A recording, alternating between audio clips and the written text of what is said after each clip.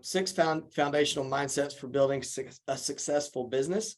And then I can send these notes to y'all later if y'all want them. But the very first thing that we need to do is to be realistic and transparent. Okay. In our team meeting, we're all on the same team in our team meeting this week. I shared with y'all a limiting belief that I picked up in childhood, right? I had been told, not verbally, but through the repetitive actions of being allowed as a child to quit sports, art, horseback riding, karate, playing the trumpet, basically anything I got tired of doing or it got too difficult, I was allowed to just quit, right? And so that built into me a belief that I didn't have to do hard things. And so I've carried that limiting belief with me into adulthood, through college, jobs, marriage, that I didn't have to do hard things. And so your brain is wired to protect you from pain. Okay. And so things that caused you pain in the past, your brain is trying to protect you from those. And so the pain of difficulty, the pain of hard work, the pain of being on a sports team and being the smallest guy out there and feeling inadequate to be on the team. My brain says run, my brain says quit, my brain says go. And so that fear of whatever those fears are, I probably need to talk to a counselor, right? And figure out what was going on. Why am I like that? But I know and understand that it is a limiting belief. I don't have to understand exactly why. We normally pick those up in childhood, adolescence, but then also we can have what's called imposter syndrome, where we are trying to be a good husband, a good wife, a good realtor, a good whatever, but inside we feel like we're not, and we feel like we're just pretending.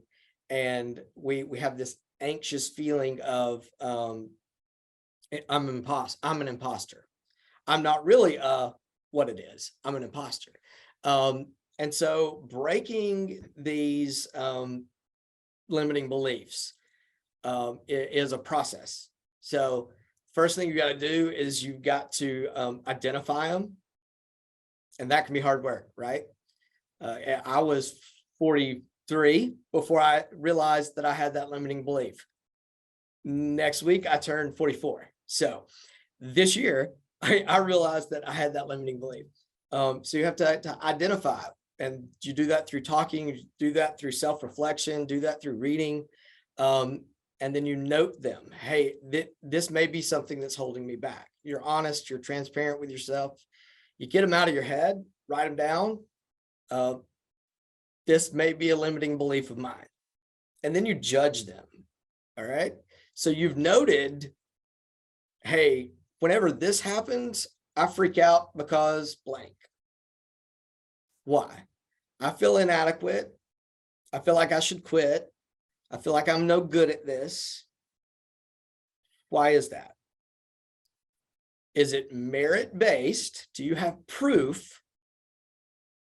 Or is it just in your head? So is it merit-based or is it just in your head? All right. And then you combat them. How do you do that? How do you combat something that you believed about yourself maybe for a very long time? If you don't want to have that limiting belief anymore, you actually have to combat it with a opposite belief, and you ingrain that belief in yourself. I do it through positive affirmations. All right. So I'm going to give you all my example of every morning, 30 minutes driving from Maryville to Knoxville to the office. I'm rocking out with EDM music because I love it. And I'm saying to myself, some of these things are true about myself already. Some of these things I want to be true about myself. Here goes. Ready? So imagine the music's going. I am powerful. I am strong. I do not quit. I have self-discipline. I have self-control. I am peaceful. I am kind. I give more than I take, leaving abundance in my wake. What? And so I'm preaching to myself in the morning. This is who I am. This is what I do. Rah! And you can get super stoked about it. And that helps. Tell your brain, this is who I am. You don't have a choice. This is who we are. And so you are instructing your brain, rewiring your brain, and it can take a minute. It can take a while. And so you are affirming these things in your life. This is what I want to be. This is who I am. You might not be totally already. You're saying, brain, dadgummit, this is it. This is who we are. Get on board, brain. And then get reinforcement. So friends, counselors, coaches, me, tell somebody, hey, this is what I believed about myself. I feel like I'm too quiet. I feel like I'm unattractive. I feel like I'm not funny. I feel like I'm not blah, blah, blah, blah, blah. But I don't want that to be true. Here's what I want to be true. Tell somebody, okay? Get it out loud. So you're putting it on paper, what your limiting belief is. You are judging it. Is this really true? Or I just think this is true? You're combating it. You are coming against it with the opposite, with what you actually want in your life. And then you're getting reinforcements from counselors, friends. Family is a tricky one. I wouldn't necessarily say get reinforcement from your family because they may be the people that gave you that limiting belief in the first place. Just saying. All right. So be realistic and transparent. Then be strategic. All right. We're talking about mindsets for building a successful business. Be strategic. Think and act like a business owner because you are. You are an independent, it's all up to you business owner. All right. I got 3 things for being a business owner. You need to think and act like a business owner. Number 1 is do some war room planning. What's that? War room planning is when you sit down and you assess the risks of your business, you decide a strategy, and then you create alternatives. All right. Who expected at the end of 2022 that all this crazy buying, all this crazy market was going to stop? You expected it? Good job. Well, and all of a sudden, boom, it was done. And so now, if you didn't have a backup plan, if you weren't thinking, hey, what am I going to do if, then you had to spin around and you had to catch your breath and you had to figure it out. So right now, plan out your 2023 like it's going to be difficult, like it's going to be hard, like you're going to have to work because you are, and come up with your plan of here's what I'm going to do. My plan is right now, because we have all these leads coming in through Jay, I'm making 150 calls a day, Monday through Friday. I'm carving out time. I'm doing 150 calls a day, trying to pack a pipeline in there because I got 0 sphere of influence because of the divorce. I got nothing right now. And so I am trying my doggone best to get it done. And remember, I'm self-disciplined. I have self-control. I'm going to do it. I promise. And so I'm doing that. But I need to have a plan B, right? Jay may decide, you know what, I'm moving to Hawaii. I'm done with this whole real estate thing. Oh, crap. He's not said that, promise. But I need to have a plan B for what would I do if the telephone stuff just stopped? How am I going to spend my time? So war room planning, draft a business plan, go ahead and write out. Here's my goals for the year. Here's the actions I'm going to take to meet those goals. Here's the parts and pieces, my marketing budget. Here's what I'm willing to spend. Those kind of things, write it all out. And then record and review. All right. So you're having annual, quarterly, monthly goals and plans. And we can talk later about crafting a smarter goals. But you create goals in a specific way for what you want to get done. And then you keep track. You track your progress. And then you review those goals and review your progress and see if you need to make any tweaks, any changes. So be realistic and transparent up here. Be strategic. Think like a business because you are. And then be smart. Okay. That's easier for some people than others, but you want to be smart. All right. Choose between motivation and habit. Which one takes you further? All right, y'all talk for Zach. Which one takes you further, motivation or habit? Habit. Why? I don't know, because once you're in a habit of something, it's really hard to break. But motivation, if you lose your motivation, then it kind of, you're gonna fail because you're not in a habit to keep going. I don't know. It made sense in my head. No, it makes sense too. So since January 1, I've had daily routines. I've been trying to build habits in my life as part. And one of those things is I get up at 5:45 in the morning. That's when I start my day, because I have other things I want to do before work and before really my kids wake up, that kind of stuff. So this morning, boy, I've been getting up 5:45 every morning, Monday through Thursday. This morning, on this fantastic filler up Friday day, I was tired. I was pretty done. And I started to roll over and get cozy and get comfortable in my pillow and I almost hit snooze. And I was like, dadgummit, I'm going to break my routine. I don't feel like it, but I'm going to do it. And so, yeah, create routines in your day. I would suggest making a morning routine, a workday startup routine, a workday shutdown routine, and then an evening routine. All right. So yeah, my morning routine is feet on the floor at 5:45. And then I go drink a glass of water, just kind of wake my head up, do some stretching, just kind of get my body ready, take a shower so I don't stink. And I end the shower with as long as 2 minutes, more than likely less than 2 minutes of cold water. Breathing the correct way, getting in the cold water. It has health benefits. It gets your brain woken up. And so I'm incorporating that into my habits. And then I do about 10 minutes of meditation and I'm ready to go. On my drive, I cheerlead myself with those affirmations. And then I get here, open my email. I don't answer emails at 8:30. I open my email. I see what I have. I look at my calendar. I check my voicemails. I look at Follow Up Boss, see what tasks I've got that day. I know and understand what I'm looking at for my day, right?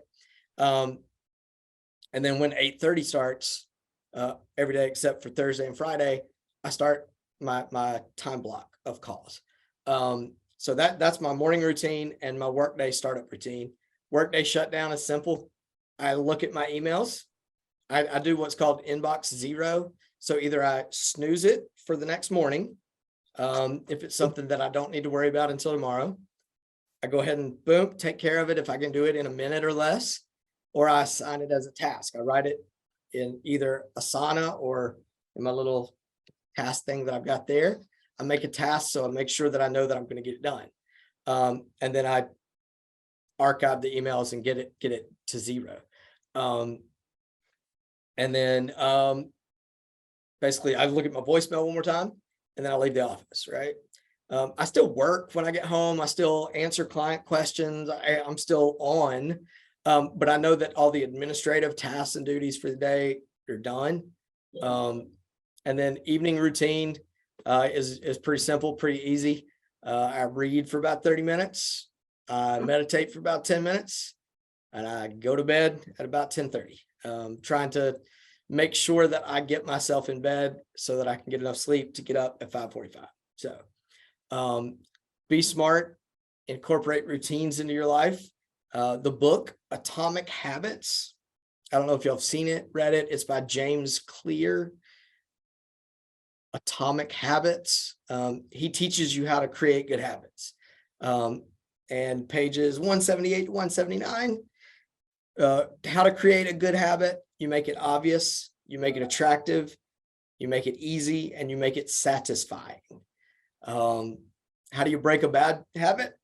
You make it invisible, you make it unattractive, you make it difficult, and you make it unsatisfying. So I would highly suggest reading Atomic Habits by James Clear. And don't start big. I know some folks are doing that 75 hard, and they have all these other goals, all these other things they want to crush and accomplish, and got a ton of stuff to try to do. If you're not used to killing it, start small. So like literally I've got 3 goals for quarter one. I'm gonna do my routines, my morning workday, startup workday, shutdown, and evening routines. I'm trying to hit that. If I hit that 80 to 90% of the time, then it's in there. It's starting to become a routine, right? I do want to meditate about 25 to 30 minutes a day, really try to reset my brain, have some peace and calm, that kind of thing. And then I've got a sales goal that I'm trying to achieve as well. Hence me on the phone, like I am trying to load that pipeline up. So pick something as a goal and work on it in a smart way. So create habits, not just motivation, because motivation, it's gone by the time you're hungry. Like, oh my God, I'm on this diet. I'm trying to do it, but that chocolate cake looks good. And so motivation doesn't work when you get hungry, when you get tired, when you get frustrated. Create habits in your life. And then understand that you're the boss. All right. And actually be the boss. That's the next one. So in your brain, you are being realistic and transparent. You're being strategic. You're being smart. You're going to be the boss. You decide your day, right? So go ahead and do that funky thing I've already talked about with y'all, and time block. When do you do your income generating activities? What's your time block for it, right? I've got a time block between 8:30 and 10:30, 2 hours that I give myself Monday, Tuesday, Wednesday. Thursday, I shift it down because Jay is my boss. We normally have a meeting on Thursday. And then on Friday, I also want to be here on this time. I'm going to upload this to YouTube and that kind of thing after we're done. And I've got some social media stuff. Go follow me, you know what I'm saying? Instagram and TikTok. I've got some of those tasks I want to do. So I do my calls a little bit later in the day on Friday, because everybody really, when a client or a prospective buyer on a Friday, they start Friday out trying to finish their week. And then after lunch, fantastic time to call, because more than likely they're done with their day. They're going to be more relaxed, going to talk to you some. All right. So the next thing after being a boss is be aware. Dare to practice self-care. Okay. If you don't take care of yourself, you're not taking care of other people well. Thinking about yourself first is not selfish. Say it out loud. I'm not selfish when I think about myself. You're not, okay? So if you refuse to care for yourself physically, mentally, spiritually, emotionally, you'll get to a point where you break or you die physically. So mentally, you can actually break your brain if you don't take care of your mental health, all right? Gratitude is a cure for self-pity, calmness, rest, meditation, prayer, getting out in nature, taking a break and breathing, and then getting help. Sometimes you aren't strong enough. Sometimes you aren't strong enough, and it's okay to not be okay. Sometimes it is okay to not be okay, and you need to get outside of your own head and either, if you're a person of a specific religion, talk to a minister or a priest or somebody that's a guide for you. Talk to a counselor, talk to a therapist, talk to a friend. If they're an actual friend, get it out of your brain, out of your head. Talk to a coach, a coworker, get some help. Okay. And then when it comes to your physical body, exercise, sleep, nutrition. So be careful with substances, careful with your sleep, be careful with your diet, and then do get some form of physical exercise. And then last with this is your social aspect. Human beings are social beings. So make sure you carve out time to enjoy the presence of other people. whether that's coworkers, friends, family members. Find some people you enjoy being around, and get out and be social and put work down for a minute.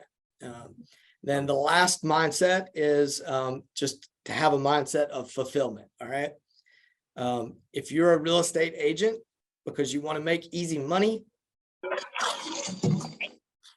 that's done. All right. That was so 2020, 2021. That's over. Okay. So you're in the business either for a paycheck or for people. I'm in this business because I was a life coach. One of my clients was a broker, and her life was just the wheels were coming off of the car of her life, right? And so I walked through some personal stuff with her, and then we got in and we fixed her business, the way she was letting agents run all over her, even though she was the broker. We fixed that by setting up some boundaries, doing some time blocking, that kind of thing. And then she had some health things and she got to the right doctors, right?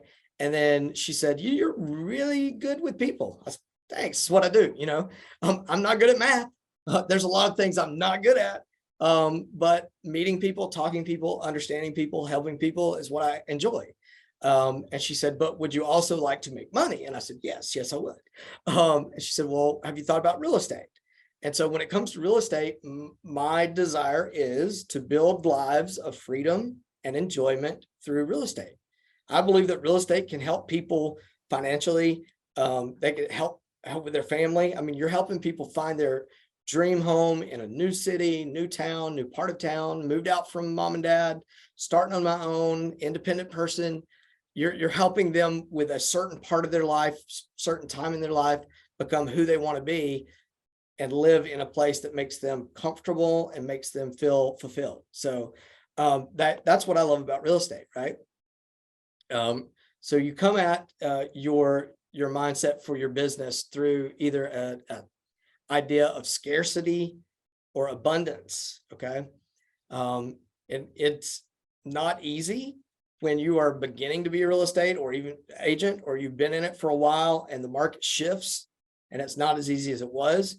I know some of us on the call have second jobs, other ways of income, or maybe are thinking real estate just not going to cut it. So figuring out, am I here? Am I thriving, not just financially, but is this something that's that I'm passionate about? So you live from your passion, and work becomes play, and it's enjoyable. I absolutely love being on the telephone, talking to an absolute complete stranger and hearing their story, right? "Oh, we're from Michigan. We lived here all our lives. We want to move down to Tennessee because we've always wanted to live in the mountains when we retire." And then I've got grandma and grandpa down here in Tennessee trying to help them find their dream home for their retirement. And I get a kick out of that. I'm excited about that, right? The other day I had a Buyer Advantage program session with this young man who is trying to launch out on his own, trying to get away from mom and dad. They were in the meeting as well. But I could just see his story starting of, I'm leaving my parents. I want to start this direction. Here's what I want to become. Can you help me get away from and so helping him find something he can afford and something he can be in. Love it. I want to track with him. So I'm passionate about helping people, and I want to do that through real estate, right? And so your passion, your work becomes play. It's fun. It's enjoyable if you can make a living out of it. And so hopefully clients come in, hopefully homes get sold, hopefully things go well. And for things to go well, you need to get these other mindsets right first. All right. You have to be aware of your mental, physical, spiritual, social health. You have to actually be the boss, create your own schedule, set up boundaries with people, let your family know, hey, between this time and this time, I can't do it. I can't cook it. I can't take that person. I'm a business owner and my business is open, and this is when I do that. Sorry, can't. Be smart, create habits in your life. Don't just go off motivation. Don't just go off, I feel like it. Be strategic, plan, set goals, track, keep up with numbers, and then switch it up, change things if you need to, and then be realistic and transparent. Understand what's holding you back mentally, what thoughts and limiting beliefs you might have, and then take care of them. Work with somebody, get them out of your head, and reverse those by creating some other beliefs in your brain that you actually truly latch onto and you take advantage of, and you create the person you want to become.